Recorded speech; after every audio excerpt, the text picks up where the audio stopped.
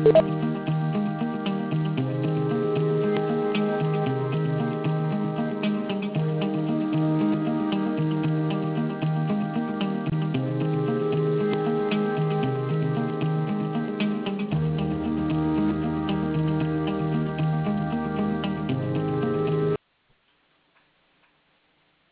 everyone, and welcome to today's SCORE Fairfield County's live webinar on using free software.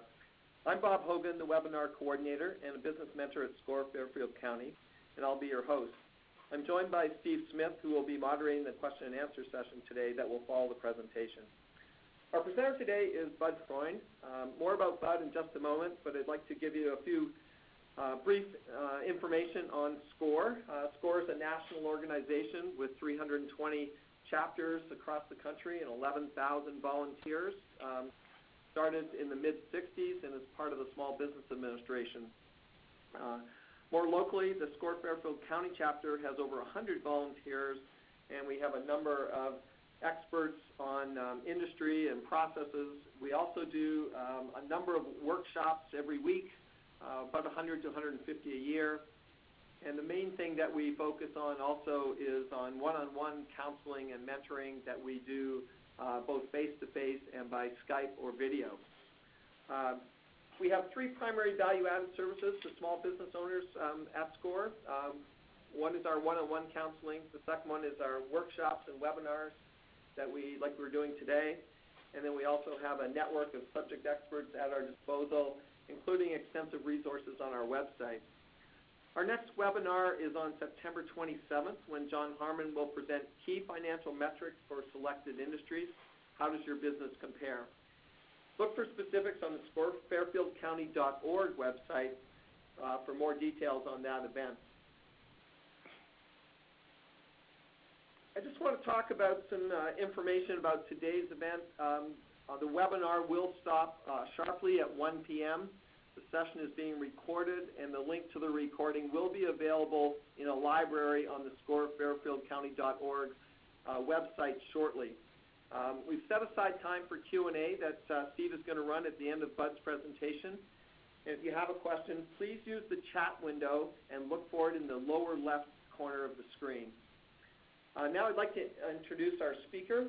Bud Freund is a frequent SCORE workshop presenter as well as a certified SCORE mentor focusing on technology, tips, tricks, topics, and trends. He has been teaching technology to users of all ages, from elementary school to retired octogenarians and families looking for reasonable, cost-effective hardware and software solutions for almost 20 years. I'll turn it over to Bud, and Steve Smith will conduct the Q&A when we return. Bud, it's all yours.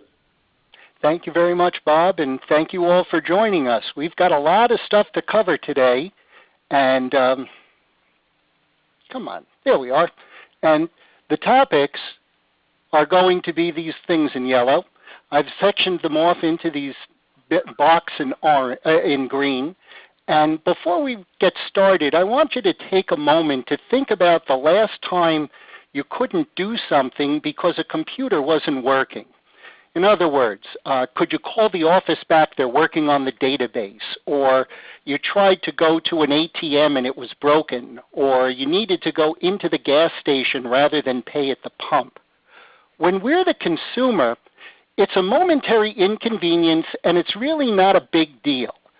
But when we are the business owner, it's an entirely different story because we cannot let our businesses stop working because a computer isn't running. So if you have any homework to take away from today, it would be to spend some time thinking about how you would do these 4 things here in the event that the primary computer that you use for your business stopped working. And understand that Sony, a company that wants to sell you that backup computer, when they got hacked about 2 years ago now, they had absolutely no idea of what to do for themselves because they had not put into place any sort of business continuity plan. part of why we're doing this now is because we're in the throes of an enormous change. What we used to do for business and what we do now is an entirely different situation, and our dependence on these machines is enormously high. Part of that is the fact that we are the first generation to be able to have instant gratification. I want what I want when I want it, or as I prefer, the I want it now generation. And this will have a profound effect on your business, your interaction with your customers, how your customers decide to do business with you. They may feel that it's going to take too long, or I can get to it from Amazon faster, and this will have an effect on how your business runs. So that's the background stuff. Now I want to get started. And the first place that I want to start is with your operating system, because regardless of the computer hardware that you purchase, if you don't have software to make it do something, you've got a really glorious paperweight or boat anchor or doorstop. So while it might not be exactly free, it is an integral piece of software for anything that you're going to do. So let's walk through the varieties. First of all, if you are using Microsoft Windows and you are still using Windows XP, I urge you to get done with that machine, not because it will not continue to run, but because Microsoft no longer supports Windows XP as an operating system. In other words, if you have a problem and you call Microsoft to ask them to help you, they will laugh at you. So XP is now a dead item. If you are going to be in Microsoft Windows, Windows 7 works great. Windows 7 Pro, really, really good. If you're in Windows 8, my condolences, but if you would like to make Windows 8 look like Windows 7, there is a free piece of software, we're going to use that word a lot today, called Classic Shell, which it's a free download. If you Google it, you'll find a place to download it. It will give you the start button back in the bottom left corner. If you didn't pay attention to all of the Microsoft reminders that Windows 10 was a free upgrade until last month, and now if you want Windows 10, it's going to be a purchased item. Windows 10 is an operating system. It's really good, solid, works well, strongly recommend it. It's very stable. If you're running an Apple machine, you are in OS X or 10 as a number. I don't do very well with the names. Numerically, I can figure out what's next. And if you are using an Apple computer, Yosemite is about as old a version as I'd recommend. The current version is Sierra, and we will talk about this need to update on a consistent and ongoing basis through this. I will sound like a broken record, I promise you. Linux is an operating system that you can download from the internet for free, and Ubuntu, or as it's properly pronounced, Ubuntu, is a free download, more coming in just a few moments. Mint is another variation on Linux. The Google Chromebooks are based on Linux as well, and there's a little bit more coming on Chromebooks again. When you start to talk about this thing called Fuchsia and Predix, this is for the Internet of almost everything, where you will get notification from your refrigerator that it's time to buy more milk because the weight that's on whatever shelf isn't what it's supposed to be, and you're welcome to do it if you want. I'm still a fan of not having machines do everything for me. They're important to use, but at some point in time we need to be responsible for ourselves. Now, if you are using an Apple mobile device, whether it's a tablet or a phone, I strongly urge you to get up to version 9.3.5 because the NSO Group, which is a company based in Israel, is selling a $1 million piece of software that will allow people like the FBI to break into your phone, which is probably why the FBI stopped arguing with Apple several months ago and said, we don't need to handle with you. We figured out a solution to the problem.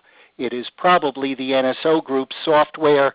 Apple, being embarrassed about the situation, plugged up the hole, but in order for that hole to be plugged up on your phone, you need to be updated to 9.3.5. Now, talking about Ubuntu, Linux, free software available from ubuntu.com. With it, you can create a computer that will dual boot. What that means in English is when you turn the computer on, it will be smart enough to ask you, do you want to start in Windows in case you need to run something like QuickBooks, or do you want to start in Linux, which as a operating system to go online is impervious to most of the garbage that's out there. In other words, the malware, the viruses, all of the garbage that's being pushed onto computers these days is predominantly being focused on Windows machines. Linux is a different language. It's unaffected by this stuff. You can surf the internet in Linux pretty much with impunity. And if you have a Windows 10 computer, you can download this tiny little app called Wooby, and you will be able to do a dual boot. However, and I'm going to say this again, however, please Google dual boot Windows 10 in Google. There are several steps that you will need to do in order to make it work properly and not turn your computer into a paperweight. Now, the other thing you can do is you can purchase a refurbished machine from either Tiger Direct, which is a publicly traded company on the internet, or Staples online will sell refurbished machines. They work really well. You'll get a 3-month warranty, give or take, and that's a machine that can either serve as a backup or you can turn into one of these dual boot things and not put your business at risk.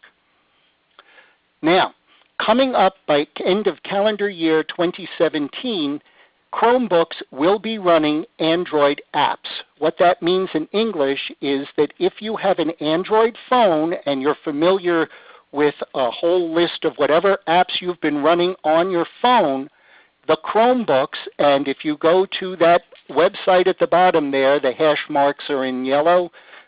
Be very careful about typing that out. You will need the capital L or you will not get to the website. But there's a nice long laundry list of Chromebooks that are going to be running Android apps, which means that you will be able to get Microsoft Office for free onto a Chromebook. Right now you can get Microsoft Office, but it's the online version. What I'm talking about here is an actual version of Microsoft Office that can live on the computer. Let's move into security, because what workshop on technology is complete without it? And imagine sitting at your library getting free software, mind you, because you can get onto the library's internet for free, and you're sitting at the library and all of a sudden the FBI swarms in and grabs this guy Ross Ulbricht, who was also known as the Dread Pirate Roberts, running a drug website called Silk Road, and they basically threw him in jail and he's not coming back. But security on computers, guy was running this billion-dollar website from free internet, which, as we know, you could do from a Starbucks or a Dunkin' Donuts. You can do it at a library, but you can get online for free. However, the part I want to focus on in terms of security is that the shift for people who are trying to trick you, hack you, and make money off of you illegally is changing from trying to break into your machine, which we'll talk about that in a bit as well, to the people who are using the machines. It's known as social engineering. And that $2.3 billion in loss that the FBI is reporting, I saw recently an IBM report, that's now over $3 billion. Here's what's going on. You may have, as a company, the XYZ.com website, and your boss may be Joe Smith. So Joe Smith at XYZ.com sends an email to you, please send $252 to Charlie Johnson, wherever, whoever, I don't know.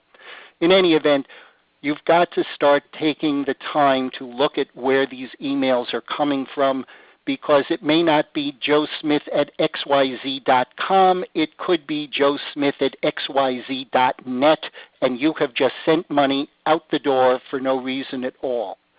Let me give you an example. This was an email that I got, and first of all, I don't do any international mail through FedEx at all, so I'm not paying attention to that. But I also know for a fact that FedEx does not need to use dentistelmhurstny.com to send me a letter. They've got FedEx.com. It works really, really well. In other words, if I had clicked that Get Shipment label right down here, it would have been a really big problem for me. So read first or pay later. Also, understand that security is not a product that you're going to be able to buy for your company. There are pieces to a process that you can purchase, but security is a process, not a product. And of course, the more security, the less freedom. The more freedom, the less security. And tell your friends, by the way, if they get an email or a phone call from the IRS, it is bogus. The only way the IRS will ever contact you is by snail mail. They will send you a letter. That's it. No other method. Check it with your accountant. Now also understand that when you let employees onto your computers, you are essentially giving them the keys to your kingdom. And they are people who are inside your walls to be equally as concerned about as the people outside of those walls. So I strongly recommend the cultivation of employee loyalty. If you've got a sign over your door that says the beatings will continue until morale improves, you could be very unhappy somewhere down the line. And understand that there is insurance you can now purchase to mitigate your costs in the event of a hack. And depending upon how large your company is, it can be anywhere up to $1 million for the break-in that you experience. And they're averaging these break-ins at $150 per record for the tracking and what I call remediation, but the companies that are going to watch your credit reports and any activity that would be associated with your name or credit card company, you as business owner would be spending approximately $154 per record in your database for all of these people in the event that you got hacked. And right now some podiatrist is watching out for my wife and kids, which I thank him very much, but I'm sure he really didn't want that to be part of his budget. Now, the other thing to bear in mind is that if somebody has an axe to grind with you, it is going to be considerably harder for you to keep them out than for them to get in. So with that in mind, this idea of risk is really more of a question of what would it cost for your business to get back in business in the event of a problem, rather than the investment of time and money in trying to block the door. So again, just a process to keep in mind on how to address all of what we know is going on a very regular basis. 2 more slides on security and we're done, folks. I want to do a quick thing on passwords. I'm a huge fan of transposing letters for numbers. Take an S, turn it into a 5. Take an E, turn it into a 3. Come up with a different word, and you're getting to the point of a bulletproof password. Just avoid that cap H in the middle of something long and ridiculous.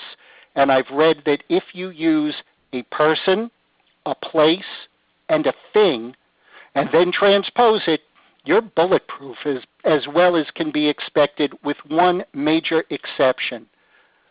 It is a really bad idea to have this really good password out and available for everybody to see. That is not the place to put the password. It's also not to put into the book that you leave on your desk that says all of the secret passwords that we need for the company. So think about these things, folks.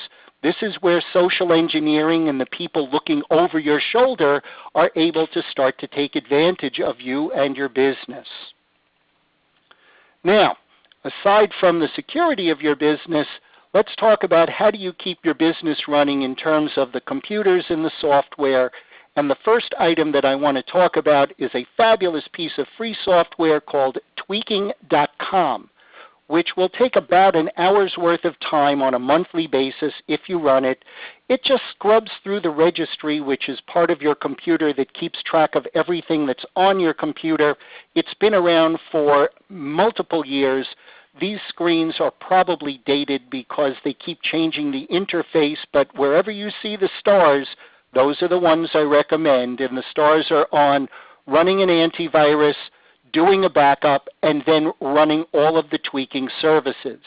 Now this thing at the bottom here, Combo Fix, if you are still in Windows 7, this is one of the best pieces of software I have ever seen for cleaning up a computer. The only place to get it from is a website called bleepingcomputer.com.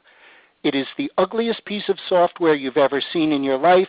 It runs about 54 processes in a black screen, but when it's done, you have cleaned up really, really well. On to antivirus, which if you are on the Windows side of the world, it is an essential piece of software. On the Mac side of the world, it's become important too. The thing to bear in mind about antivirus is that there are 80,000 doors into and out of a computer, and if you are paying for antivirus software as a small business, in my opinion, you will get a more visceral experience out of your money if you just set it on fire. Because antivirus as a piece of software is reactive. There's a cootie on the computer, they create a cootie killer. There's an even better cootie on the computer, they create an even better cootie killer. If they blocked all 80,000 doors, nothing would get done. So, in terms of free antivirus, I am a huge fan of Bitdefender on home computers. Bitdefender has a free software that you can use for home computers. AVG also offers free software. Avast offers free software. Of those, I am, as I said, a huge fan of Bitdefender. On the Mac side, Bitdefender is a paid piece of software. Bitdefender does offer a paid version on the PC side as well for businesses. And if you're ambivalent on that, also on the PC side is this software called Viper, which takes up very little resource on your computer and allows you to have more RAM and computer resources to do other stuff than protect your computer. Also, as far as viruses are concerned, I am a huge fan of Firefox because it is a standalone browser. Internet Explorer and I believe Microsoft Edge, which is what came after Internet Explorer in Windows 10, they are married to the operating system. So if you get a problem with one, there's a really good possibility that it will migrate into your operating system as well. Now, surge bars, which all of us are trying to protect our machines from lightning or spikes in our electricity. If you are a homeowner, for $100, you can purchase a surge protector that will go into your fuse box. GE manufactures a surge protector that will go in the fuse box and will then protect your computers, your tablets, your stereo, your television, because it's at the central source. I cannot tell you the cost of the electrician to install the surge protector, but I can tell you that if you are a homeowner and you put a surge protector into the fuse box, you're now protecting everything electric, not just your computer. And before I forget, Malwarebytes is another antivirus piece of software on both the Mac and Windows side that is free. And I've been to the Apple Store, and that is the only piece of software I've ever heard a Mac person recommend in terms of cleaning up an Apple computer. And I don't know what my daughter got, but it worked. So I can recommend that very highly. On to email. And if you are running either Linux or Windows, Thunderbird is a free piece of software that will connect up to whatever email system you are using, and it works very well. The only caveat to that is I have had enormous problems trying to make Thunderbird talk to the calendar that I use in Microsoft Hosted Exchange. And I'll address Hosted Exchange a little more in just a moment. But in terms of an email client, an email app program that you can put onto your computer, it works really well. And I have several clients who are using it and very pleased with it instead of spending money on Microsoft Outlook. Now, I want to talk about email for a little longer because it is an essential part of our businesses now, and many people have a free email service. And in fact, this guy is the head of each of these people has a company that has free email. Live.com or Outlook.com, Yahoo.com, Gmail.com, and Mac.com. And then, of course, you run your business. All of them are running their businesses. Here's the picture I want to paint for you. It's Friday afternoon, and it's 4:47 p.m., and the email has to go out today, and it's not working. We've all been in the place where something's not working. Here's the question.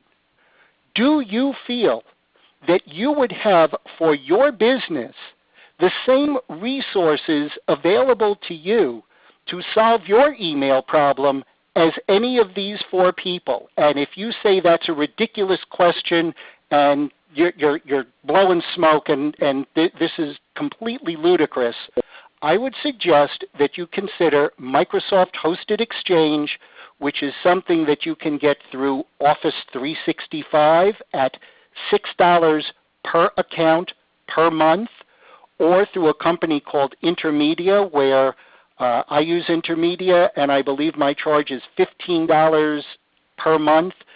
But 24/7, 365, I've got a problem, I've got somebody I can call, and I have watched people remote in on my computer, and it is like watching a concert pianist do work.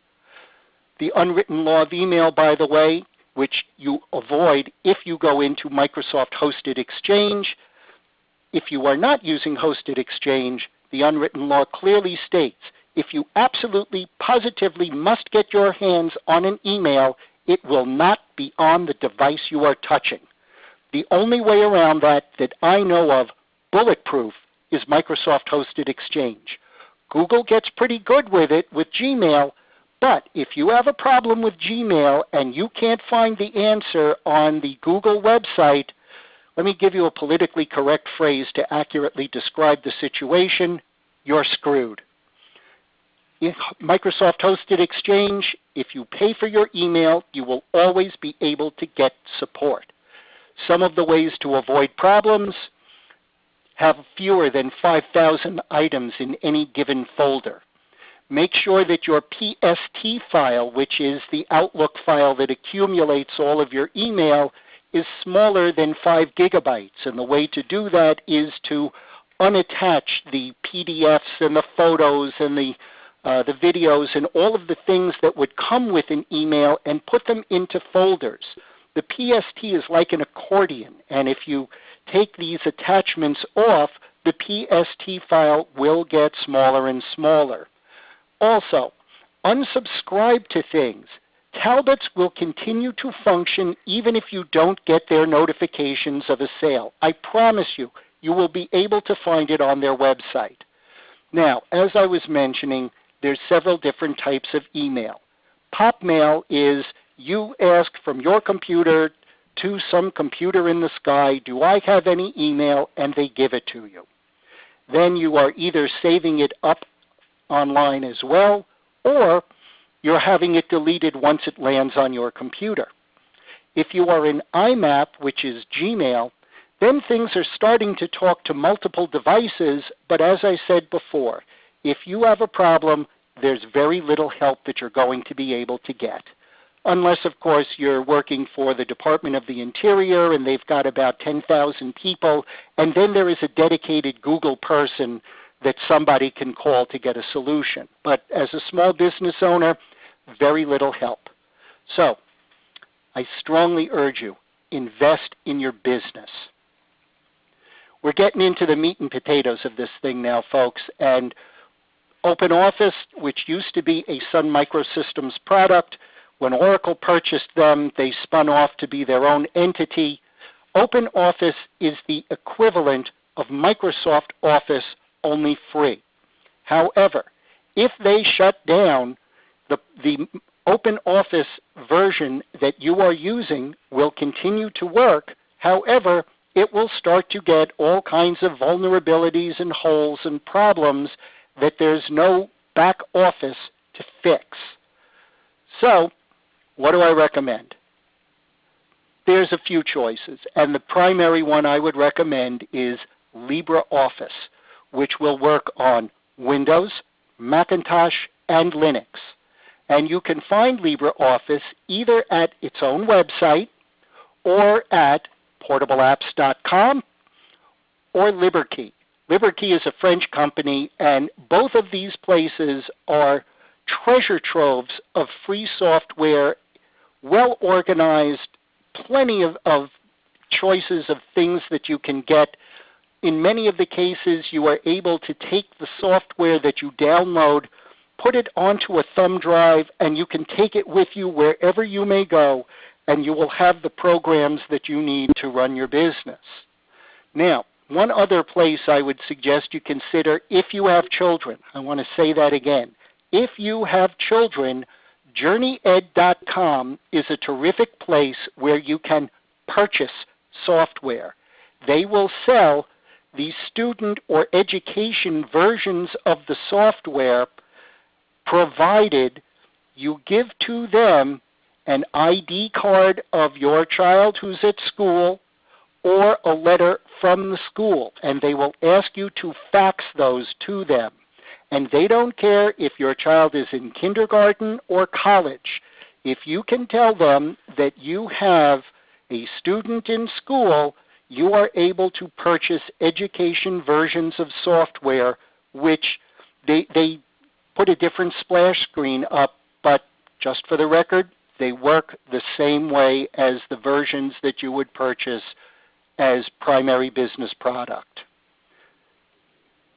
One of the shortcomings that I have found for both the Windows operating system and the Macintosh operating system is that we accumulate multiple files in our folders, and there's no way to get a list of what we've got so that you can either research or update or track or do any sort of gathering of information.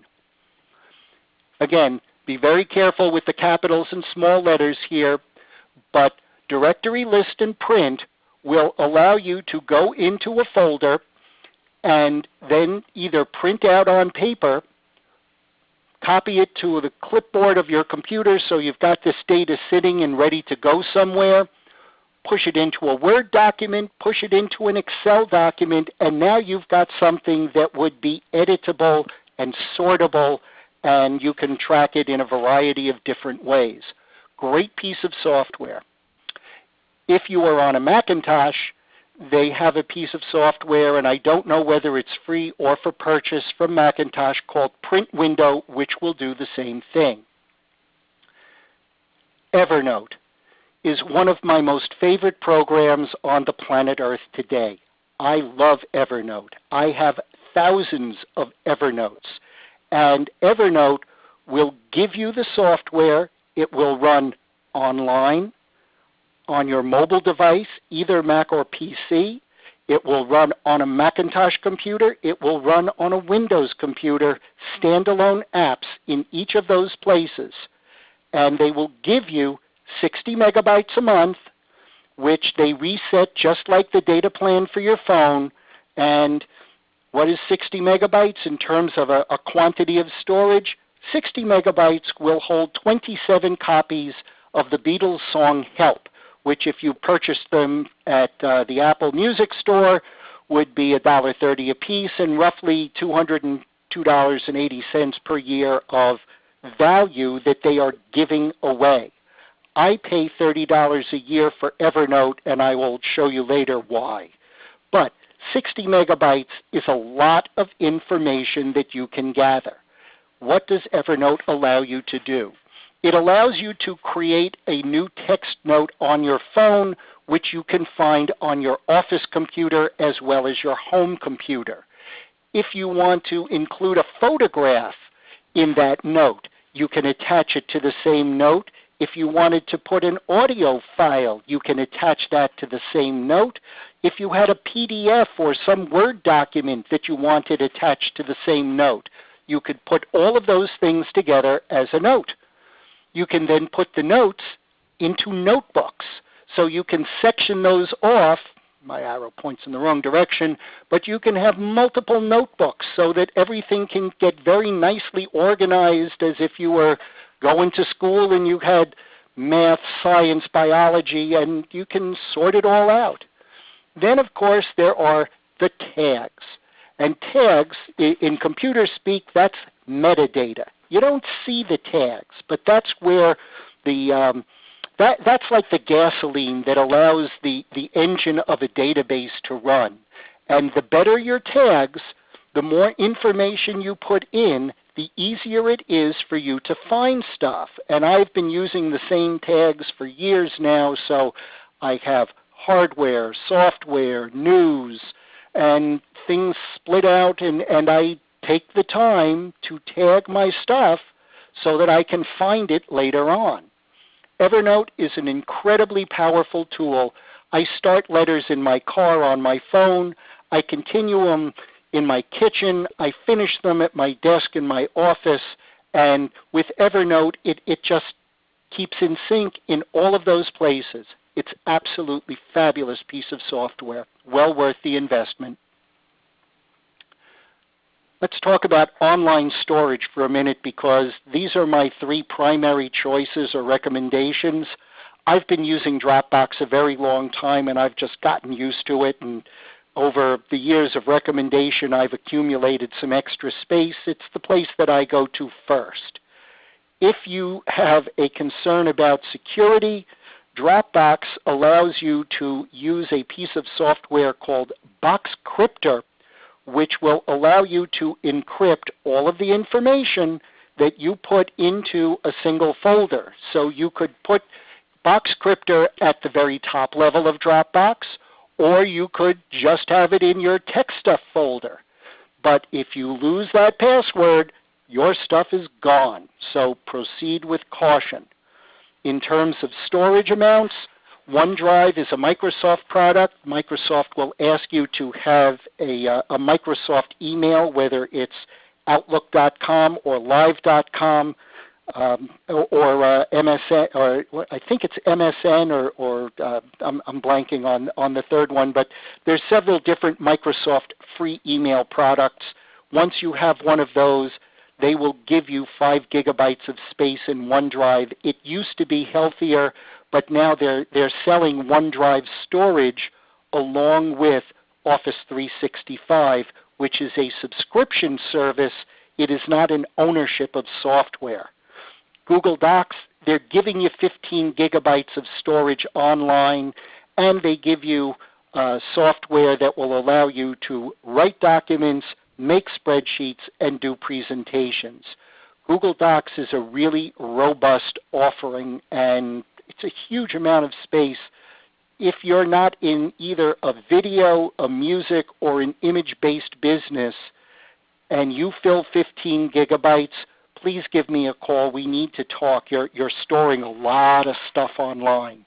But understand, when you store stuff online, just like you can get to it, other people can get to it as well. And what's happening now is not only are people encrypting your documents and asking you to pay them, they're not decrypting them at the back end.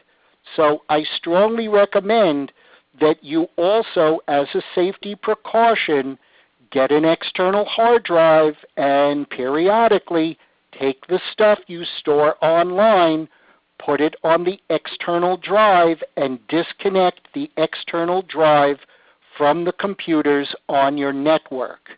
If Sony had an offline drive for their company, when everything went blank, they'd have gone to the offline drive, plugged it back in, put everything back where it belonged, and they would have gone back to business.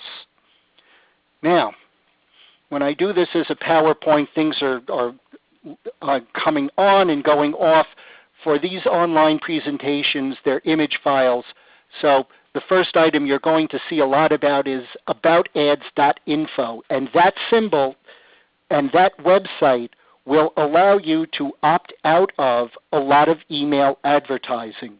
About Ads is a consortium of the very large internet advertisers who understand that you don't want to be inundated with everything.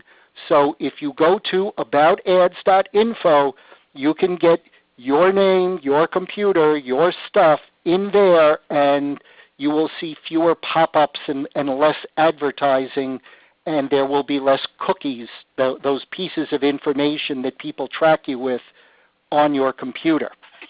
So we are in this is screenshots of Firefox, and I'm going to walk you through a bunch of these squares over here. Firefox, if you want more real estate on screen, does not provide you with a lot of helpful information about where stuff is.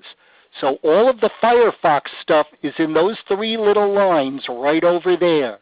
Left click and everything shows up underneath. Evernote Clipper. I mentioned that I spend $30 a year. The reason I spend $30 a year is because with Evernote Clipper, I can pull a full website, I can pull just a URL, or I can pull just an article. Come on. There we are. All of your downloads are going to be that arrow pointing over there. Your search engine, you don't have to have Google as your start page or Yahoo. You can pick the search engine you want. Currently, I've been using DuckDuckGo. They do not track all of your searches. Google and Gmail, they track everything you're doing. FlagFox will tell you the country of origin of the website you are on. In other words, if you type in citibank.com and you see the flag of Lithuania, I don't recommend you put in your username and password. It could be a really bad thing. Colorful tabs for the people who are visual will just give you a way of keeping track of what website is which color. And the last one that's really wonderful is this thing which I still call readability. Readability as an add-on has gone away, but readability as a process or product is still around. This is built into Firefox. Here's how it works. I thought this would be an important item for my customers, but I didn't see any need to advertise Chromebooks or to advertise IBM. So you click on the readability button, and that information turns into something that looks more like a printed document as opposed to the information with the advertising. From here, you can create a PDF. And if you are in the Macintosh operating system and you go File Print, you will see the PDF button in the bottom left corner. In Windows, I recommend a piece of free software called BullZip, which will allow you to designate a place to store it and then allow you to put in the metadata, the keywords, title and author. From there, once you have gotten this PDF and you've saved it somewhere, you can then import the PDF into a piece of software called Calibre, which is available on both Windows machines and Apple machines.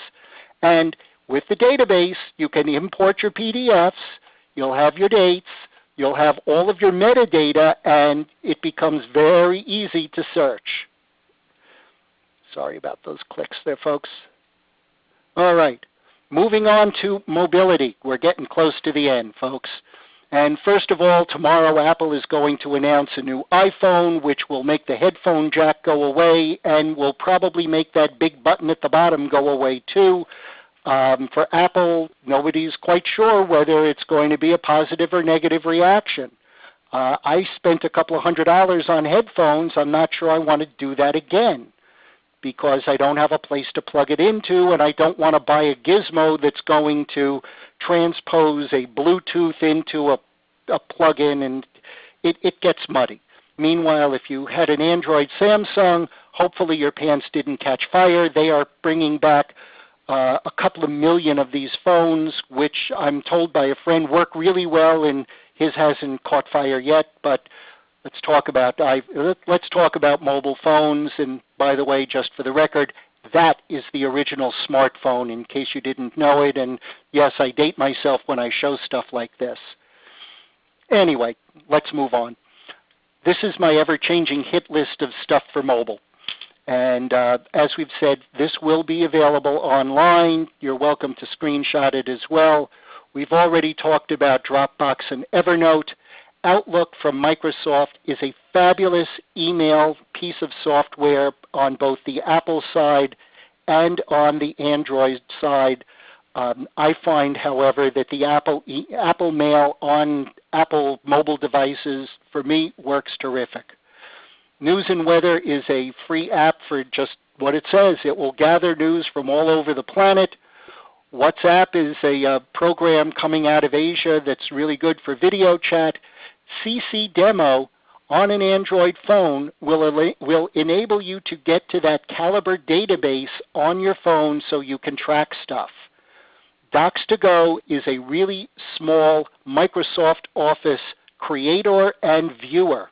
So if you've created a Word document and you have Docs2Go, you can look at it and you can edit it. I have had Docs2Go for close to 10 years. I spent $20 on it. I truly don't know whether it's a free or paid item anymore. I can tell you that Microsoft Office is available for free on both Android phones and on Apple phones, but they take up a huge amount of space. Memento is the database program I use on my Android phone, and again, about 8-10 years, it's just terrific. QuickBooks Online is a free download, but the QuickBooks Online service you need to pay for. I use GoSMS for my messaging because I can send my text messages to my kids as Love Dad, and my text messages to my customers with an email and a phone number. Love Dad doesn't work very well for the customers.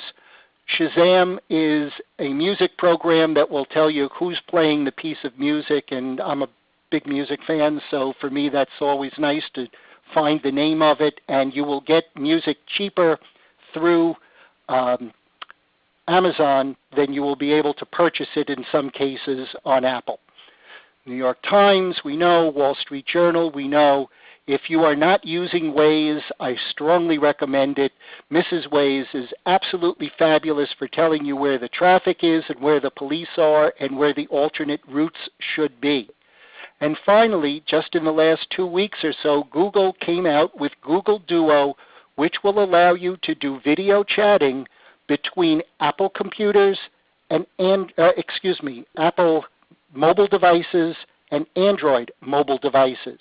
And I tested it with my kids' Apple phones from my Android phone. Works just great.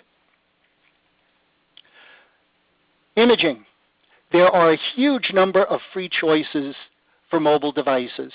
You can get Adobe Photoshop for free. Adobe Photoshop on a computer is a subscription service.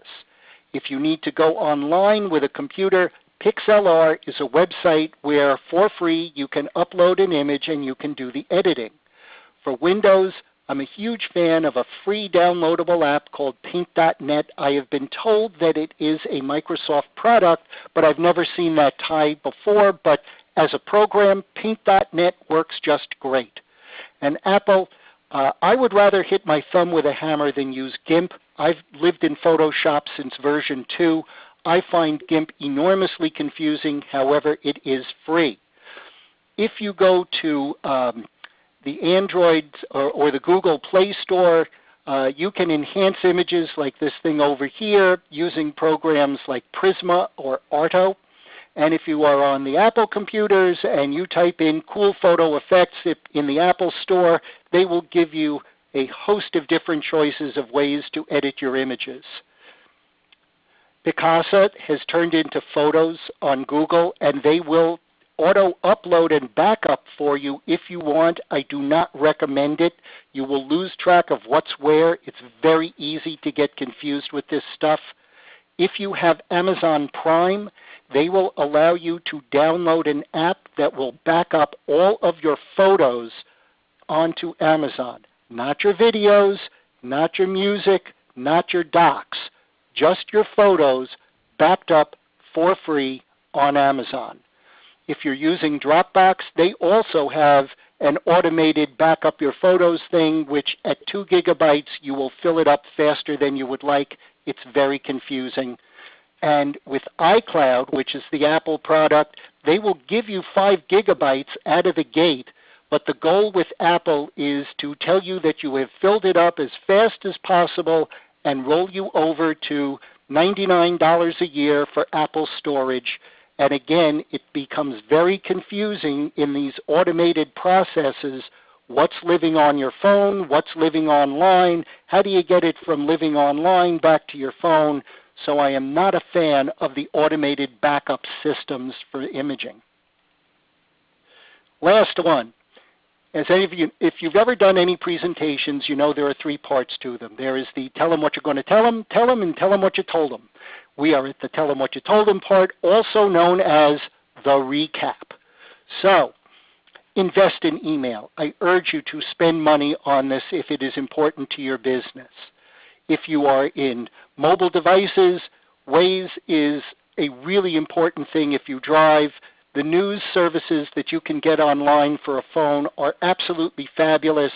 Microsoft Office is free, but there are alternatives. And by the way, have I mentioned that it's really important to constantly update everything that you've got with your software so that you can plug up the holes and stay current? If not, I'd strongly recommend it. Software alternatives, as I said, huge fan of Evernote, Dropbox, and if you've forgotten it, put down Libre Office, because Libre Office is the alternative to the $400 Microsoft Office package that you could purchase, or the rental of Microsoft Office 365. And again, with imaging, there's a huge number of choices for free on mobile devices, and they work really well. Final, really important takeaway. While we have spent a lot of time talking about free pieces of software, understand that they may not always be your best solution, because you will need to invest some time figuring out how to make them work. And if you've got stuff that's working and your time is more valuable running your business, invest your time in your business.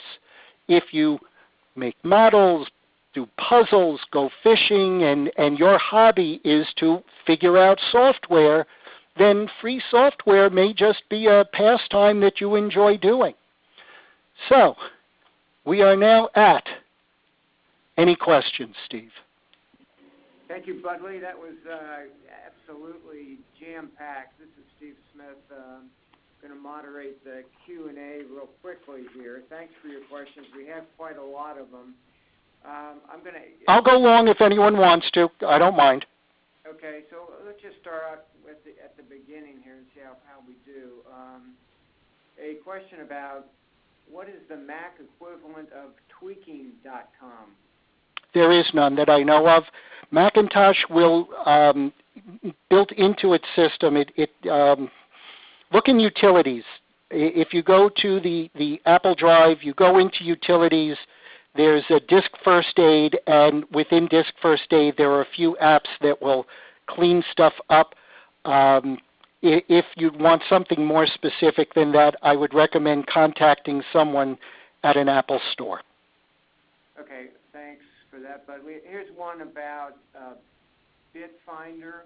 It's from Michael Smoller. Basically, he's saying that he understands your point about the antivirus being ineffective, but what is Bitfinder, and is it better? Oh, Bitdefender, not Bitfinder. Bitdefender is an antivirus program. However, hello? Go ahead, Bud. Okay. Bitdefender is antivirus.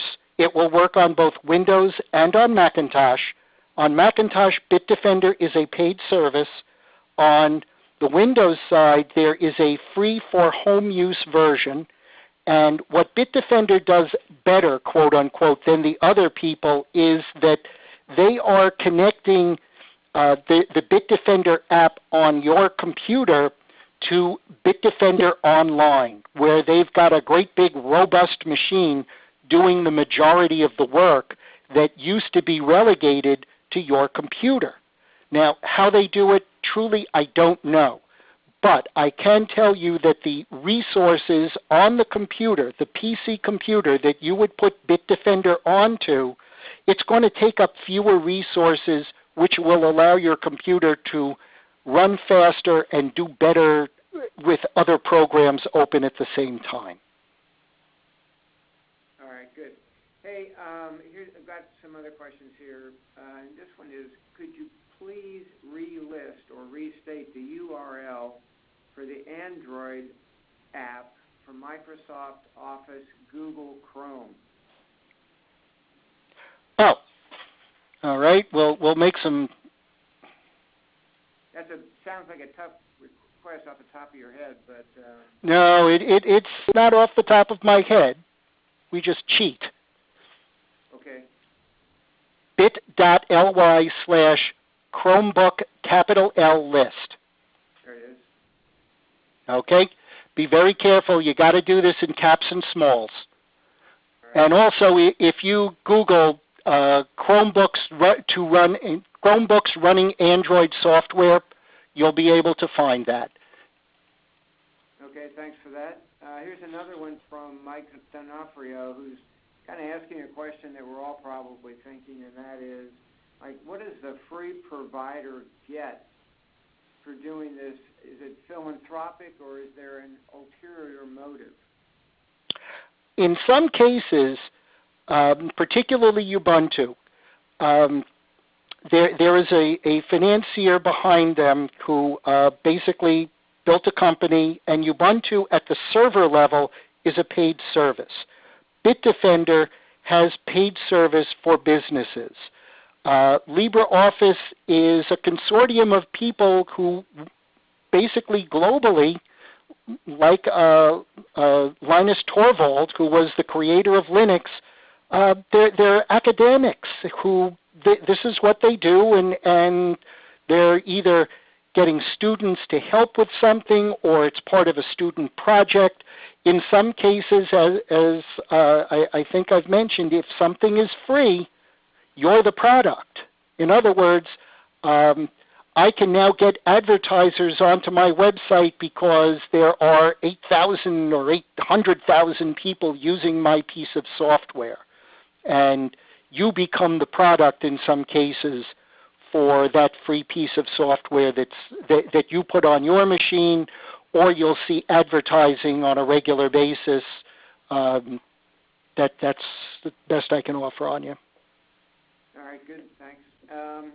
There have been a couple questions about will the deck be shared afterwards, and I think Budley yes. or Bob. Yes. What would you like to say about that, Budley? SCORE Norwalk is working diligently to be able to have the webinars that we are creating online available to you, but at this point in time, nobody can give us a calendar projection. Stay tuned to our webinars, because when it becomes available, we are going to very proudly be able to let you know that the previous webinars will be online. Yeah, we've had webinars starting in November of last year, and so we are creating this library of webinars. I was hoping to this is Steve Smith, by the way. I was hoping to have this all available by now, but we're having a little bit of technical difficulty with that.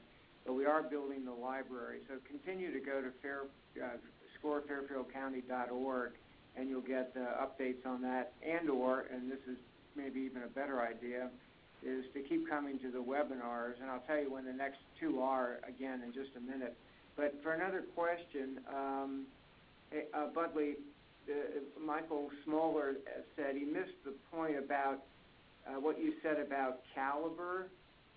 Oh, Calibre is a database program. It will allow you to take all of the PDFs that you've got, or Word documents, or pretty much any kind of file and create a database of it. It's a free piece of software. It will run on either Macintosh or it will run on Windows. And when you create your Calibre database, if you were to put that database into the online folder, in other words, your Dropbox folder or your Google Docs folder or your OneDrive folder, whatever computer you're touching that's doing the database creation will then make those changes on the computer you're touching, push those changes up to the online version of the file, and if you go to the other computer, whatever it may be, and that can include your Android phone using CC Demo, it will allow you to reference that database from any machine that you touch. Okay, good. A question from Bruce Paul here. What do you recommend? This is a pretty big question. What do you recommend for CRM systems for businesses that are too small and don't need anything as complex as Salesforce.com? Is there a simplistic Excel, for example, or something else that might be inexpensive or free?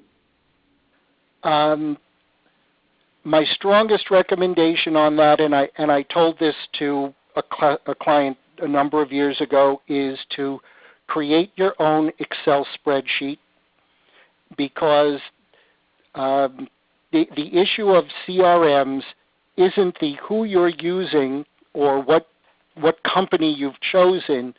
It's going to be GIGO, garbage in, garbage out. In other words, you can have the best CRM app that money can buy, but if you don't put the information into it, it's a waste of time and money. So whatever container you want to use is fine. Actually, as I'm thinking out loud, I would recommend Evernote, because it will be available on whatever device you're touching. And if you start to create your notebooks and your notes, you can have 5 clients, 5 notebooks. In each of those 5 notebooks, if you have your phone conversations, they will all go into, if you keep your organization, it will all stay organized, or you can just grow a single note. I regularly read a Wall Street Journal item called CIO Journal, which is an email that I get on a daily basis. Everything I read in there is not important. However, there may be 2 nuggets that are of value. I'll copy those nuggets out, and I've got a CIO Journal page note in Evernote that I've been growing for a year. So all of my stuff is sitting in Evernote, accessible to me anywhere I might be. And to me, Evernote, which will allow you to create a spreadsheet style of information, it's just terrific. And 60 megabytes a month for text, if you can fill that, God bless you, because the Bible is 1.2 megabytes itself. And 60 megabytes, that's like 50 Bibles. You've got to be prolific. So, that's a lot of text. Evernote. I'd recommend Evernote. All right, good. Hey, here's a question for you. Now, keep in mind what the time is, because this is a really big question. It's Jesse McCarthy has been told to use cloud to keep her business safe. Can you explain quickly what cloud is and how to get on it? Okay. Cloud is online storage. Online storage, and I never use the phrase cloud because clouds are bad. Clouds bring rain. Clouds bring snow. People with clouded judgment are hard to work with. People with their head in the clouds are hard to work with. Online storage is terrific. Clouds as a metaphor is a really bad metaphor. Online, I love online. It allows me access from whatever and wherever, provided you can get online. And to the safety of your stuff being online, I'm not 100% sure about that. password protect the documents that are important to you. Now you're starting to safeguard your stuff. And as I mentioned earlier, buy an external hard drive, and the stuff that's really, really important and really, really valuable, copy to that external drive and then unplug the drive from the computer so it's just sitting all by itself, all alone, on a shelf, nothing touching it. Because if you have a problem online, the online problem will affect everything you touch everywhere you go. So, safest backup I can recommend, it's called a 3-2-1-1 backup. Put your data in 3 places, 2 different media, 1 off-site, 1 offline. Very quickly, 3 different media, your computer, an external hard drive, online software. 2 different media, external hard drive, a CD drive, a thumb drive, online storage. Those are all 2 different media.